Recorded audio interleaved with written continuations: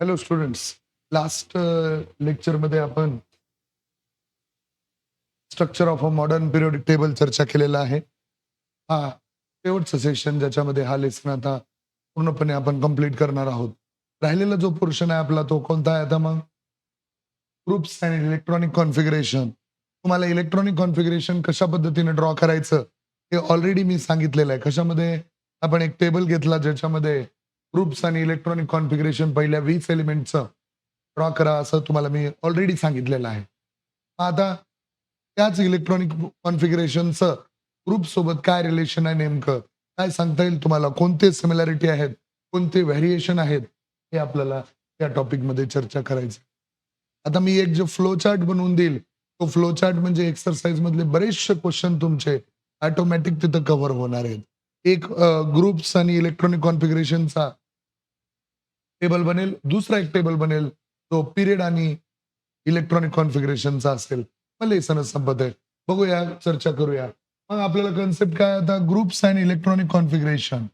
मग ग्रुप्समध्ये पहिला ग्रुप कोणता आहे बघायचं. कसं लक्षात ठेवायचं? पहिला ग्रुप कोणता आहे?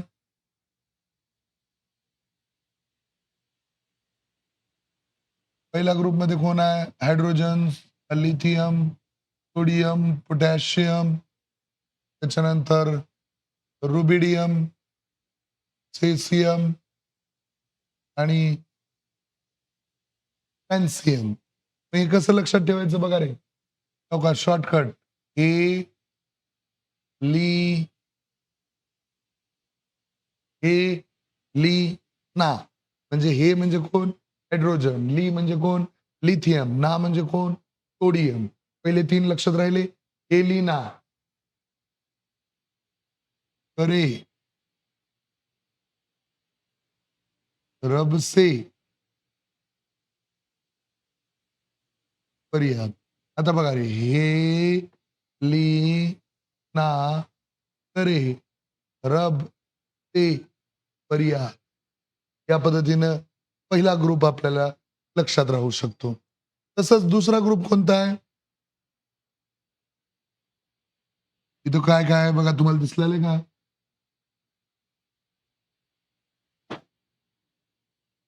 पहिलं कोण आहे इथं?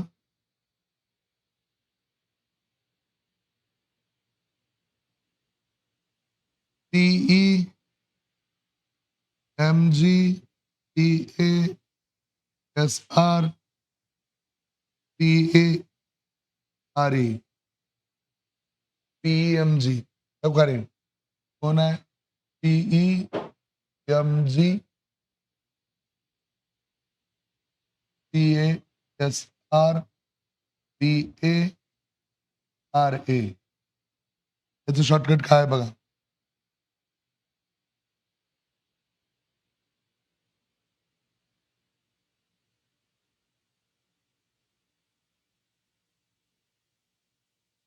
हो का? बेगम मुघलांच्या काळात सारस बागेत रमायचे. हो का रे? बेगम मुघलांच्या काळात सारस बागेत रमायचे.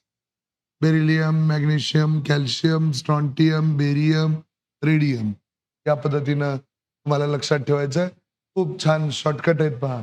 बेगम मुघलांच्या काळात सारस बागेत रमायचे. असे बरेच शॉर्टकट तयार करता येतात. आपल्याला सगळ्या पिरियडिक टेबलच शॉर्टकटमध्ये लक्षात ठेवता येतो. सध्या काही तेवढी गरज नाही आपल्याला. 11वीला आपल्याला थोडं डिटेलमध्ये स्टडी करायचं आहे. असं प्रत्येक ग्रुपचं आपल्याकडे शॉर्टकट आहे. तुम्ही पण अजून काही तयार करण्याचा प्रयत्न करा. हां, आता हे जे पहिला ग्रुप आहे, यांचं इलेक्ट्रॉनिक कॉन्फिगरेशन जर तुम्ही ड्रॉ केलं, तर पहिल्या ग्रुपमध्ये बघा रे, इलेक्ट्रॉनिक कॉन्फिगरेशन सोडियमचा ॲटॉमिक नंबर आहे 11. एक गोष्ट लक्षात येते का? इलेक्ट्रॉनिक कॉन्फिगरेशन ड्रॉ करत असताना तुमच्या लक्षात आलं की पहिल्या ग्रुपमध्ये जसं ह्या ग्रुपचं बघा, बेरिलियम किती नंबर आहे? 2 नंबर. बेरिलियम किती? 4 नंबर आहे. 2,2. हां. हे झालं बेरिलियम.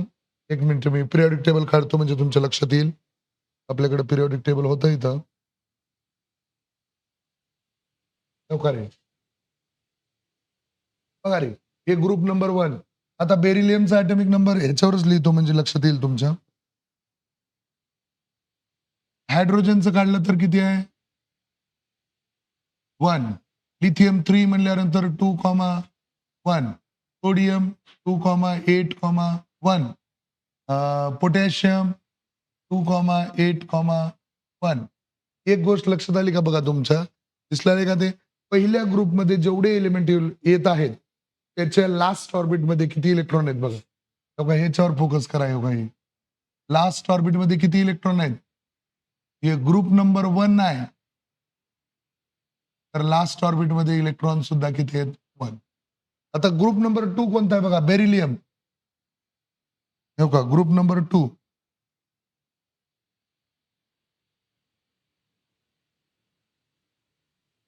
आता ग्रुप नंबर 2 म्हणलं की बेरिलियम, मॅग्नेशियम. बेरिलियमचं काढलं तर कसं येतंय? 2,2. मॅग्नेशियम मध्ये 2,8,2. कॅल्शियम मध्ये 2,8,8,2. म्हणजे प्रत्येक वेळी लास्ट ऑर्बिटमध्ये जेवढे इलेक्ट्रॉन आहेत, तेवढे इलेक्ट्रॉन काय आहेत? सेम. आणि ऑर्बिट मात्र वाढत चालले. थोडं विचार करा. इथे 1 ऑर्बिट आहे, इथं 2 ऑर्बिट आहे, इथं 3 ऑर्बिट आहे, तिथं 4. बेरिलियममध्ये 2, 3, 4. अशा पद्धतीनं समजून घ्या तुम्ही, की प्रत्येक वेळी डाउन अ ग्रुपला कसं हँडल करणार आहोत आपण? टॉप कडून बॉटम कडे. ग्रुपला कसं हँडल करणार आहोत? Top to bottom. While going down a group, number of valence electron is are same. Number of valence electron are same. But काय होत चाललंय? 1 orbit is added at a time. ह्याचा एक सिंपल फ्लो चार्ट तयार करूया आपण. बघा, हे पिरियॉडिक टेबल कॅन्सल करूया. बघा, थोडंसं समजून घेऊ. Element from the group 1 having the valence electron 1. Group number 1 आहे, तर व्हॅलेन्स इलेक्ट्रॉन सुद्धा 1 आहे. The element beryllium, magnesium, they are from the second group. They have a valence electron 2. म्हणजे लक्षात ठेवा, एखाद्या एलिमेंटचा ग्रुप ओळखायचा असेल तर कसं ओळखायचं? त्याच्या लास्ट ऑर्बिटमध्ये किती इलेक्ट्रॉन आहेत बघायचं. जेवढे इलेक्ट्रॉन असतील तेवढ्या नंबरचा तो ग्रुपमध्ये असतो. Valence electron 1, group number 1. Valence electron 2, group number 2. म्हणजे elements belonging from the same group, they have same valency. असा पण क्वेश्चन आहे. त्याचं पण आन्सर आपण घेणार आहोत. एक फ्लोचार्ट तयार करूया, त्याच्यामध्ये तुम्हाला समजेल. आता असंच गेलो तर आपण बघा, similarly there are 7 electrons in the outer most shell. Group number 17 जो आहे, म्हणजे त्याला हॅलोजन ग्रुप म्हणतात. त्यांच्या लास्ट ऑर्बिटमध्ये कोणता? क्लोरीन. ओके. तर कोणतं बघितलं? हॅलोजन ग्रुप म्हणलं तर क्लोरीन, ब्रोमीन, आयोडीन आणि हे जे ग्रुप आहेत, ग्रुप नंबर 17 म्हणतो. लास्ट मध्ये 7 इलेक्ट्रॉन आहेत आणि यांचं नाव आहे हॅलोजन फॅमिली. यांचं नाव काय? Halogen family. बरोबर. आता while going top to bottom, इथे एक आपण तयार करू असा फ्लो चार्ट. सगळ्यांनी तो फ्लो चार्ट लिहून काढायचा आहे.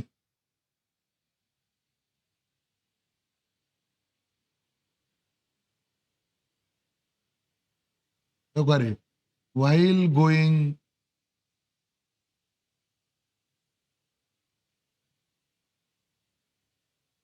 Down a group,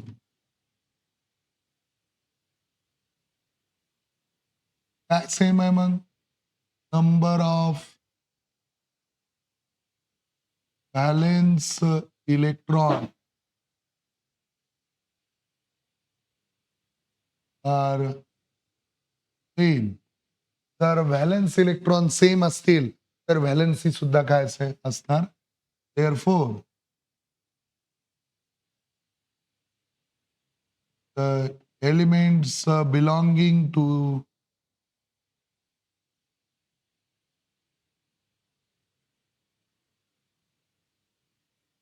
the same group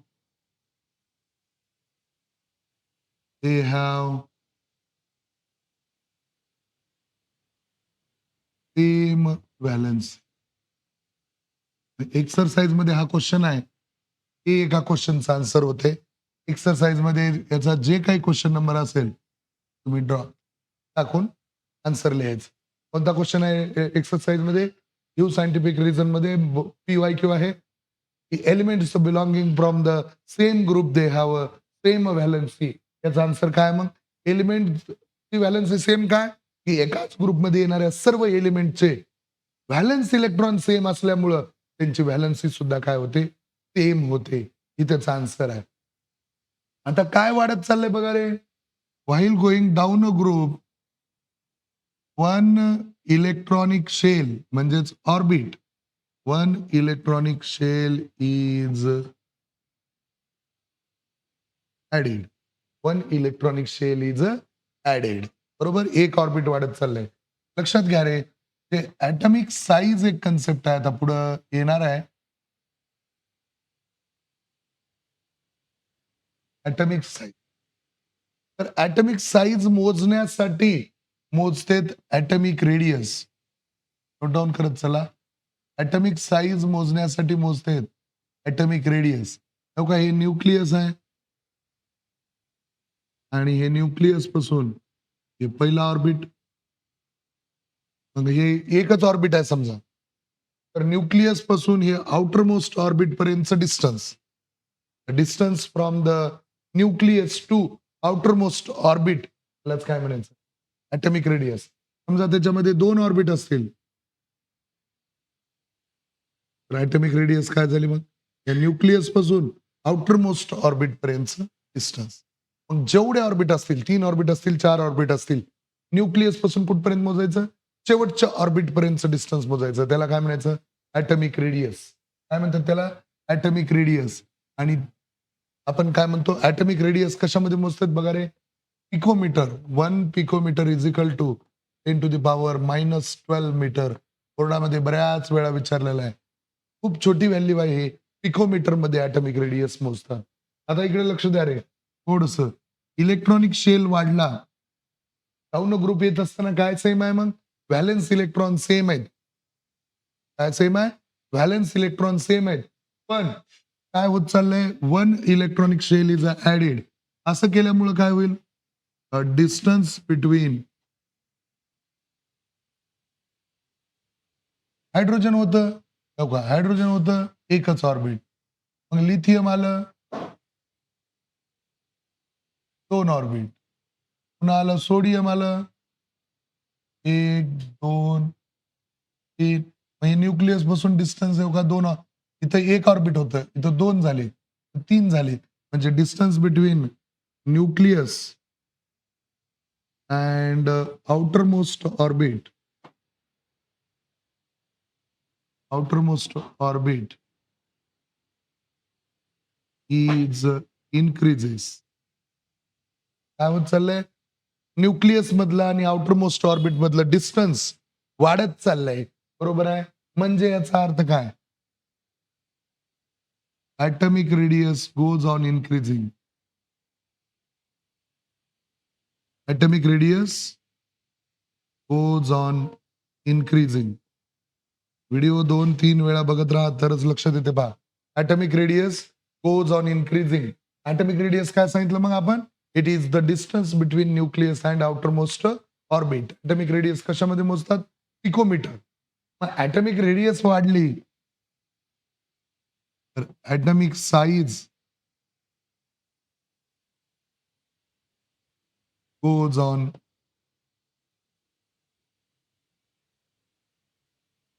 exercise मध्ये हा एक क्वेश्चन आहे, वाटतं क्वेश्चन नंबर 7 मध्ये असेल. ओके, हा एक क्वेश्चन आहे. Atomic radius goes on increasing while going down a group. While going down a group, atomic radius goes on increasing.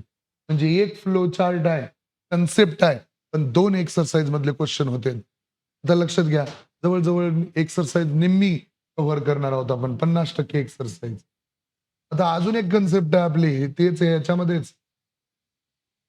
Video pause करून व्यवस्थित काळजीपूर्वक तुम्हाला लिहून घ्यायचं आहे. बघा इकडे लक्ष द्या, अजून एक कन्सेप्ट आहे आता इथं. बघा रे, फ्री इलेक्ट्रॉन मेटल बघितलं. Metal are the good conductor of heat and electricity. आपल्याला माहित आहे metal are the good conductor of heat and electricity. Metal हे इलेक्ट्रॉन लूज करतात, त्याच्यामुळे त्यांच्यावरती पॉझिटिव्ह चार्ज येतो. मेटलच्या लास्ट ऑर्बिट मध्ये जे इलेक्ट्रॉन असतात त्याला म्हणायचं फ्री इलेक्ट्रॉन. काय म्हणायचं? Free electron. लक्षात घ्या रे, आता एक हायड्रोजन होतं इथं. हायड्रोजनच्या पहिल्या ऑर्बिट मध्ये एक इलेक्ट्रॉन. आता न्यूक्लियस मध्ये कोणता चार्ज आहे? आता लिथियम आहे, हे लिथियमचं काढलं आपण. लिथियम मध्ये किती इलेक्ट्रॉन ऑर्बिट आले? 2 ऑर्बिट आले. पहिल्या ऑर्बिट मध्ये 2 इलेक्ट्रॉन, दुसऱ्या ऑर्बिट मध्ये 1 इलेक्ट्रॉन. न्यूक्लियस मध्ये 3+ आहे. आता नीट समजून घ्या. सोडियम मध्ये बघा, पहिल्या ऑर्बिट मध्ये 2 इलेक्ट्रॉन, दुसऱ्या ऑर्बिट मध्ये 8 इलेक्ट्रॉन, तिसऱ्या ऑर्बिट मध्ये 1 इलेक्ट्रॉन. आता हे न्यूक्लियस मध्ये पॉझिटिव्ह चार्ज आणि हे इलेक्ट्रॉन वरती निगेटिव्ह चार्ज, या दोघांमध्ये एक फोर्स ऑफ अट्रॅक्शन असतं. एक फोर्स ऑफ अट्रॅक्शन आहे. ते कोणतं फोर्स ऑफ अट्रॅक्शन आहे? Electrostatic force of attraction. आता हे ऑर्बिटच्या जवळ असल्यामुळं ते अट्रॅक्शन फोर्स इथं थोडं स्ट्रॉंग आहे. आता हे न्यूक्लियस पासून 2 ऑर्बिट म्हणजे ऍटॉमिक रेडियस वाढली, ऍटॉमिक साईज वाढली, म्हणजे हा थोडा फोर्स काय होत. इथं तर 3 ऑर्बिट आहेत, हा फोर अजून वीक झाला. बरोबर, हा फोर्स काय झाला? अजून वीक झाला. म्हणजे जसजसं डाऊन ग्रुप येऊ ऑर्बिट वाढत चालले, तर इलेक्ट्रोस्टॅटिक फोर्स ऑफ अट्रॅक्शन कमी कमी कमी होत चाललं. म्हणजे न्यूक्लियसचं रे, न्यूक्लियस मधल्या पॉझिटिव्ह चार्जची जेवढी पकड ह्या ऑर्बिटवर आहे त्याच्यापेक्षा थोडी कमी इथं होते, त्याच्यापेक्षा थोडी कमी होते. आणि हे जे इलेक्ट्रॉन असतात हे न्यूक्लियसशी कसे बॉन्डेड आहेत? लूजली बॉन्डेड म्हणायचं. काय म्हणायचं? these electrons are loosely bonded with the nucleus आणि यांनाच म्हणतात फ्री इलेक्ट्रॉन्स. फ्री इलेक्ट्रॉन्स म्हणजे काय? these are ready to move. हे इलेक्ट्रॉन एका ठिकाणाहून दुसऱ्या ठिकाणी जायला रेडी राहतात. आणि ज्यावेळेस इलेक्ट्रॉनचा फ्लो होतोय तेव्हाच करंट फ्लो होतोय. म्हणून असं म्हणलं जातंय metal are the good conductor of heat and electricity. कळलं का? एवढं लक्षात येते का? हा जो मेटलला एक टेंडन्सी आहे पहा, metal have a tendency to lose the electron. Metal काय करेल? इलेक्ट्रॉन लूज करेल. मेटल काय करेल? इलेक्ट्रॉन लूज करेल. आणि इलेक्ट्रॉन लूज करणाऱ्यावर कोणता चार्ज येतो? Positive charge. इलेक्ट्रॉन लूज करणाऱ्यावर कोणता चार्ज येतो? Positive charge. आणि पॉझिटिव्ह चार्जलाच आयन्स कोणते म्हणायचं? कॅटायन. पॉझिटिव्ह चार्जला काय म्हणायचं? कॅटायन. मेटल काय करतील मग? इलेक्ट्रॉन लूज करतील आणि कॅटायन तयार करतील. तसं एक एक्झाम्पल आपण घेऊया. सोडियमचं बघा, when sodium is reacted with chlorine it gives a sodium chloride. सोडियमच्या पहिल्या ऑर्बिटमध्ये 2 इलेक्ट्रॉन, दुसऱ्या ऑर्बिटमध्ये 8 इलेक्ट्रॉन, तिसऱ्या ऑर्बिटमध्ये 1 इलेक्ट्रॉन. क्लोरीन 2,8,7. आता इकडे लक्ष द्या रे, मेटलच्या लास्ट ऑर्बिटमध्ये 1 इलेक्ट्रॉन आहे, त्याने 1 इलेक्ट्रॉन ह्याला देऊन टाकते. इलेक्ट्रॉन किती दिले? 1 इलेक्ट्रॉन लूज केल्यामुळे याच्यावर 1 पॉझिटिव्ह चार्ज, 1 इलेक्ट्रॉन घेतल्यामुळे याच्यावर निगेटिव्ह चार्ज. पॉझिटिव्ह चार्जला म्हणायचं कॅटायन, निगेटिव्ह चार्जला म्हणायचं अनायन. दोघांमध्ये जो बॉन्ड तयार होतो तो असतो आयनिक बॉन्ड. आणि तयार होणाऱ्या कंपाऊंडला म्हणतात आयनिक कंपाऊंड. आयनिक बॉन्ड कशामुळे तयार होतोय? Electron transfer. ट्रान्सफर मध्ये कोणतरी इलेक्ट्रॉन लूज करेल, कोणतरी इलेक्ट्रॉन गेन करेल. कळतं? एवढं लक्षात येते? इझी समजून घ्या. मग आता बघा, मग सोडियमनं 1 इलेक्ट्रॉन दिल्यामुळे हे ऑर्बिटच गायब झालं आणि सोडियमचं स्ट्रक्चर आलं 2,8. हे निऑन सारखं आहे, नोबेल गॅस कॉन्फिगरेशन आहे. 2,8 म्हणजे कोणासारखं स्ट्रक्चर झालं? निऑन सारखं. आणि क्लोरीन मध्ये बघा 2,8,8 हे आर्गॉन सारखं स्ट्रक्चर आहे. म्हणजे शेवटचा जो 0 ग्रुप आहे, म्हणजे मेटल इलेक्ट्रॉन लूज करून ऑक्टेट कंप्लीट करतील, नॉन मेटल इलेक्ट्रॉन गेन करून ऑक्टेट कंप्लीट करतील. कळते? metal have a tendency to lose the electron and make a cation. And make a cation. Metal have a tendency to lose the electron to form a cation and produce the noble gas configuration. जसं आपलं neon, argon, krypton, radon, xenon आहेत का? शेवटचा group ज्यांची valency 0 येते, ज्यांच्या last ऑर्बिटमध्ये octet last orbit complete आहे, ऑक्टेट कंप्लीट आहे, अशांना आपण नोबेल गॅस म्हणतो. मेटलचे जे हे कॅरेक्टर आहे कोणतं, इलेक्ट्रॉन लूज करून पॉझिटिव्ह चार्ज तयार करायचं, त्याला म्हणायचं काय म्हणायचं, मेटॅलिक कॅरेक्टर. आणि लक्षात घ्या रे, जसं ऑर्बिट वाढत चाललेत तसं तुम्ही ह्याच्यामध्ये अजून एक पॉइंट ऍड करू शकता. हो रे, electrostatic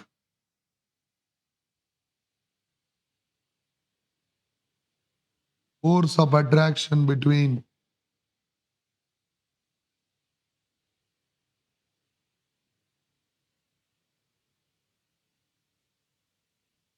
positive and negative charge is weak. आणि याच्यामुळेच काय होतंय, metallic character goes on increasing. Metallic character वाढत चालला म्हणजे काय वाटलं, electro positivity goes on increasing. कळलं का बघा, हे एका क्वेश्चनचा आन्सर होत. Metallic character goes on increasing decreasing. याच्या उलट जो कॅरेक्टर आहे तो कोणता, नॉन मेटॅलिक कॅरेक्टर. काय होईल नॉन मेटल मध्ये, इलेक्ट्रॉन गेन करतील, एनायन तयार करतील आणि नोबेल गॅस कॉन्फिगरेशन तयार करतील. मेटल इलेक्ट्रॉन लूज करून कॅटायन तयार करून नोबेल गॅस कॉन्फिगरेशन तयार करतील.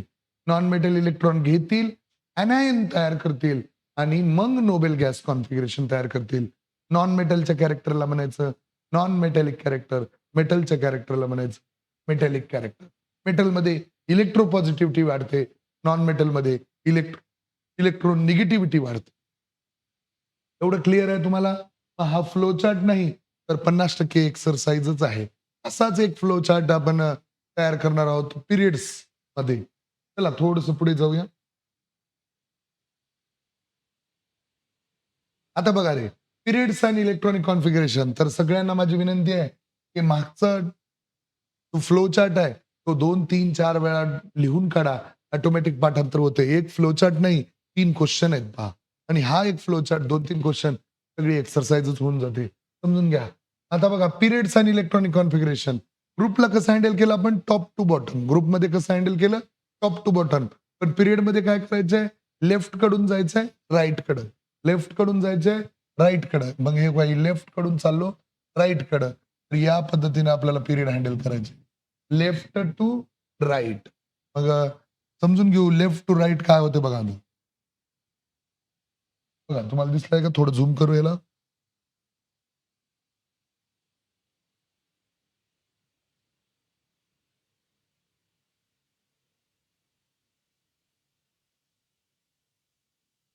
हा,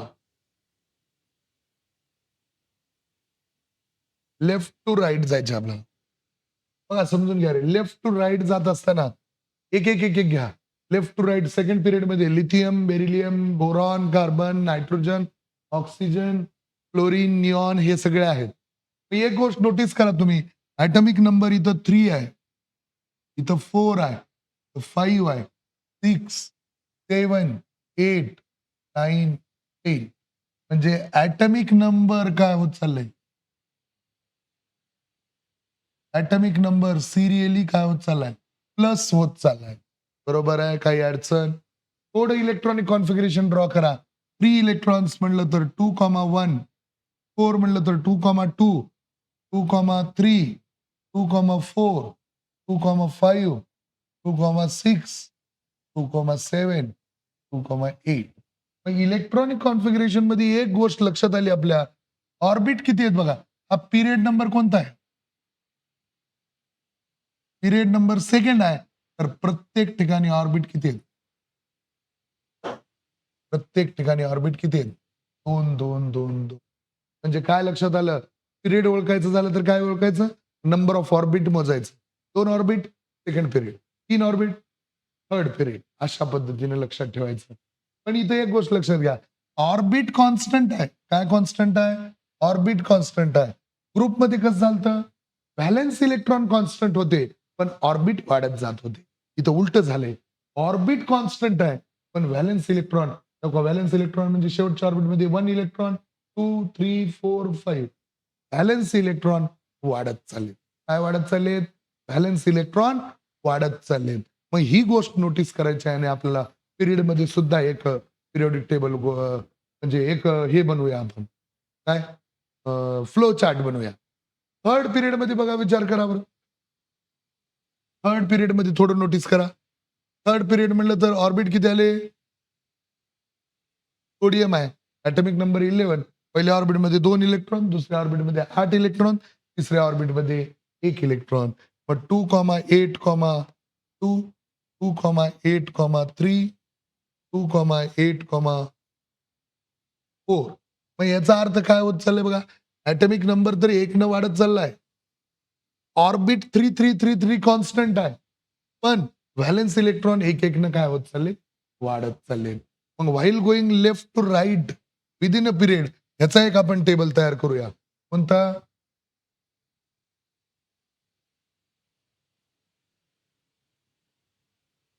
while going left to right within a period.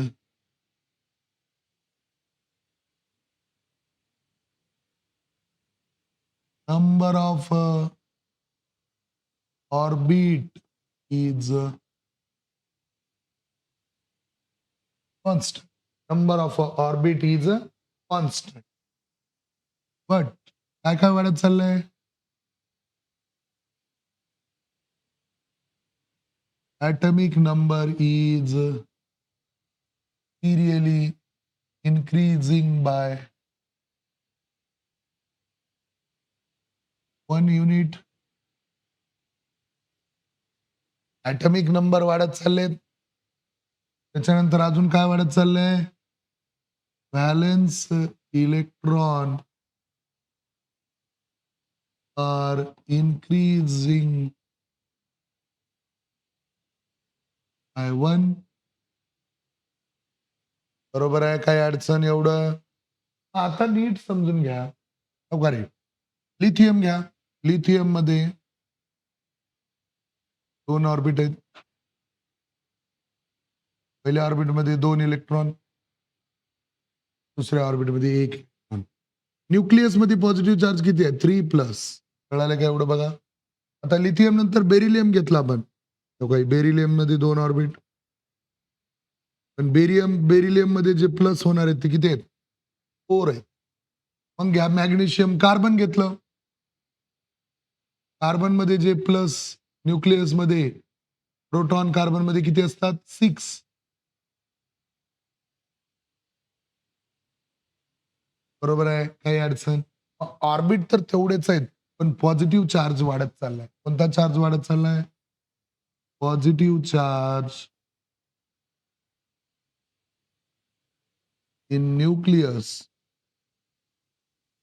Is increasing. बघा रे, आता या न्यूक्लियस मधला पॉझिटिव्ह चार्ज वाढला. पहिले बघा न्यूक्लियसचा विचार करा. पहिले काय होतं? 1+ होतं. मग न्यूक्लियस मध्ये 2+ झाले. मग न्यूक्लियस मध्ये 3+ झाले. मग न्यूक्लियस मध्ये 4+ झाले. आता जेव्हा ऑर्बिट आहेत तर ऑर्बिट तर 2-2च आहेत. ऑर्बिट तर 2-2च आहेत. ऑर्बिट तर 2-2च आहेत. काही अडचण नाही हो का? पण पॉझिटिव्ह चार्ज न्यूक्लियस मधला वाढल्यामुळं ते काय करणार? ते इलेक्ट्रॉनला मध्ये ओढण्याचा प्रयत्न करणार. कुठं ओढण्याचा प्रयत्न करणार? मध्ये. आणि ऑर्बिट वाढले का? नाही. इलेक्ट्रॉन तिथं त्याच ऑर्बिटमध्ये आहेत. इलेक्ट्रॉन वाढले असतील पण ऑर्बिट वाढलं नसल्यामुळं त्या पॉझिटिव्ह चार्जचा जो इलेक्ट्रोस्टॅटिक फोर्स ऑफ अट्रॅक्शन आहे ते स्ट्रॉंग होतं. इथं काय होतंय? Due to this electrostatic force of attraction is strong. Force of attraction काय होते? स्ट्रॉंग होते. मग ती जी ऑर्बिट आहे त्याला असं असं मध्ये ओढण्याचा प्रयत्न केला, मग असं होतंय बघा. ही जे आपण आता आहे मध्ये ओढलो समजा, तर ही भाग मध्ये जाते का नाही? ते ऑर्बिट बी थोडंसं मध्ये जाते. ऑर्बिट मध्ये गेल्या मध्ये जाते म्हणजे काय होतंय? And it pulled towards the nucleus, towards the nucleus आणि ऑर्बिटला कुठं ओढण्याचा प्रयत्न करते? न्यूक्लियसच्या दिशेनं.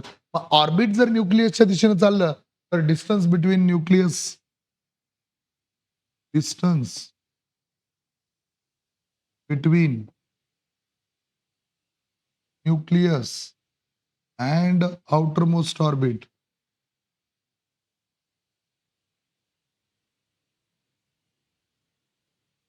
Nucleus and outermost orbit decreasing आणि याच्यामुळे मग आपल्याला माहित आहे atomic radius goes on decreasing. Exercise मध्ये हे एक क्वेश्चन आहे. atomic radius डिक्रीज झाली तर atomic size goes on decreasing.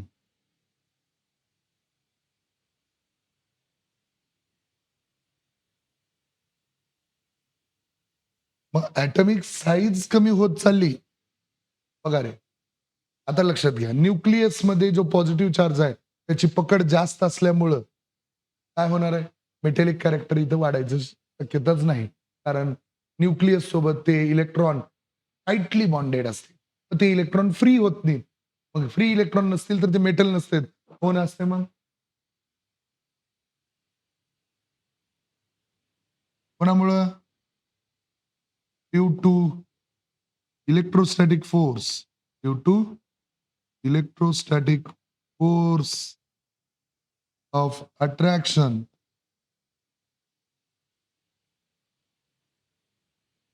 Electrons are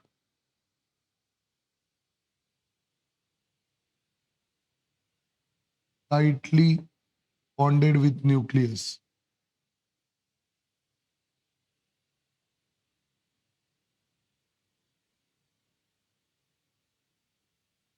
आणि ह्याच्यामुळंच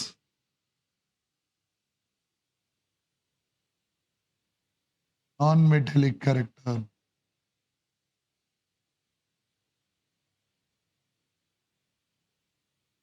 goes on increasing. आणि नॉन मेटॅलिक कॅरेक्टर म्हणजेच कोणता चार्ज? Electronegativity goes on increasing. कळलं का? बघा रे, व्यवस्थित तुम्हाला दिसतंय हे. थांबवा. असं मी जेव्हा बाजूला गेलेला असेल त्याला पॉज करायचं, काळजीपूर्वक हा टेबल लिहून घ्यायचं. हे एक आहे.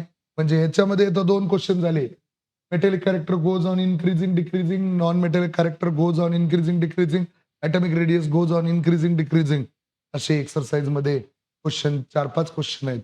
त्याच्यामुळं हे 2 फ्लो चार्ट तुम्हाला जमले ॲज इट इज, की झालं ते क्वेश्चनच जमले म्हणून समजायचं. तर सर्वांनी याचा सराव करा. हा एक फ्लो चार्ट आहे. हे अजून एक आपला फ्लो चार्ट हा फ्लो चार्ट आहे. जर तुम्हाला ते दिसत नसेल तर हे का, शेवटी मी काय करतो, इथं एक QR कोड देतो तुम्हाला. तर दिसत नसेल, समजा कन्फ्यूज होत असेल, तर काय करूया, आता इकडे एक QR कोड येतो, तो QR कोड शेवटी स्कॅन करायचा. व्हिडिओमध्ये किंवा ग्रुपमध्ये शेवटच्या स्क्रीनशॉट काढायचं याची. व्हिडिओ बघत असताना बरं स्क्रीनशॉट बी ॲपमध्ये निघत नाही. मी ग्रुपवरती, WhatsAppवरती तुम्हाला तो QR कोड पाठवतो. तर दिसत नसेल तर, आणि दिसत असेल तर लिहून घ्या व्यवस्थित. काही अडचण नाही. मग आपल्याला काय करता येईल आता? 2 बघा लक्षात घ्या रे. हे बघा, हा QR कोड आहे. हा QR कोड स्कॅन केला तरी सुद्धा तुम्हाला ते बोर्डवर लिहिलेलं सगळं मिळू शकतं. काही प्रॉब्लेम नाही. बरं, आता एक गोष्ट समजून घेऊ आपण, की पार्ट 1 चे आपले 2 लेसन झाले. बरोबर? आणि पार्ट 2 चा आपला 1 लेसन झालाय. आता यानंतर मी चालू करेन पार्ट 2 चा सेकंड लेसन. सिलेबस थोडा-थोडा पुढे चालला आहे. काही प्रॉब्लेम नाही. तुम्ही तुमचं रिव्हिजन चालू ठेवा. व्हिडिओ येत राहतात. एखादा दिवस व्हिडिओला लेट होत असलं, तर हे आम्ही ह्या हिशोबाने हे व्हिडिओ अपलोड करत असतो, की एक व्हिडिओ बघायला तुम्हाला 2-3 दिवस लागतील. म्हणून आम्हाला एकदम द्यायचं नाही. आमच्याकडे मटेरियल बऱ्यापैकी रेडी आहे. नाही असं नाही. तुम्हाला जसं तुमचे थोडंसं ग्रास्पिंग पॉवर वाढेल आणि तुम्ही अभ्यास करायला लागाल, आम्ही थोडं रोज एक-एक व्हिडिओ देत जाऊ. काही प्रॉब्लेम नाही. ओके. Thank you.